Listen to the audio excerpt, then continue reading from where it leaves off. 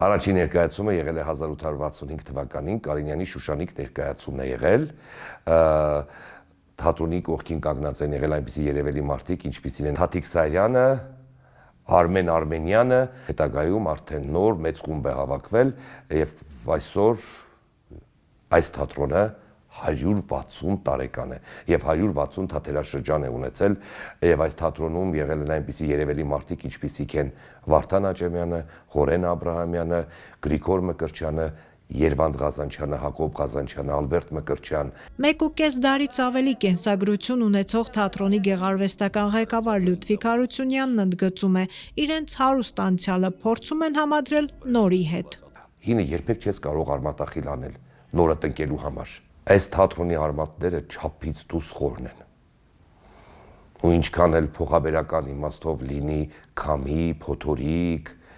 բնության տարբեր աղետներ եղել են այդ 1 տարուկեսի ընթացքում, բայց թատրոնը կանգուն է մնացել։ Եվ ես կարծում եմ կանգուն կմնա միշտ, քանի որ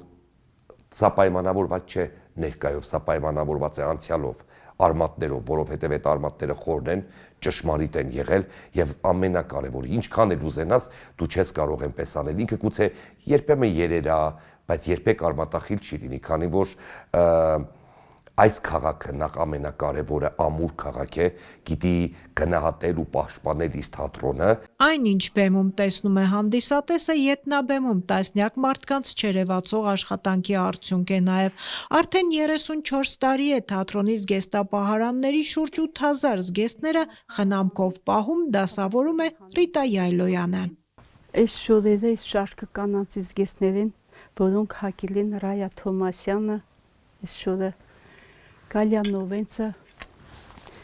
ստեղ բանը Նինա Պողյանը, էլի շատ դերասաններ։ Երև մեկ 40 տարվա շորեր կան ստեղ։ Գյումրիի դրամատիկականում մեծանուն դերասանների կրած զգեստներն հիմնականում թանգարաններ են տեղափոխվել։ Մհեր Մկրտչյանից օրինակ որևէ հագուստ չկա, իսկ հին զգեստները երբեմն ներկայացումների համար ձևափոխում են։ Իր արկայի շորն է։ Մեր թերակատարիններն է, էլի Սամվել Գրիգորյանին էս։ Քանի տարվա զգեստ է օրինակ էս։ Դե կոժերը փոփոխության են ենթարկվել, բայց էլի կոժը հին կոժը էլի 30-25-ից 30 տարվա պատմություն ունի։ Լուսինե Խաչատրյանը սաղ կտրտե կնոպկի կզարգեց է բավորե։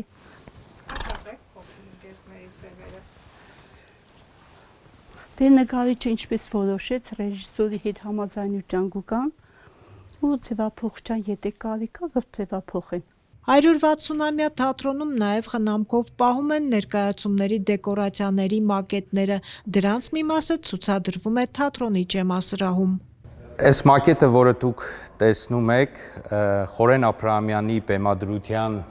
մակետն է, Ջակոմետի ոճրագործի ընտանիքը ներկայացման, որտեղ նա մարմնավորել է նաև Կորադոյի կերպարը եւ որպես բեմադրիչ է հանդես եկել եւ որպես գլխավոր դերակատար 1988 թվականին է Խորեն Աբրահամյանը Գյումրու դրամատիկական թատրոնում բեմադրել։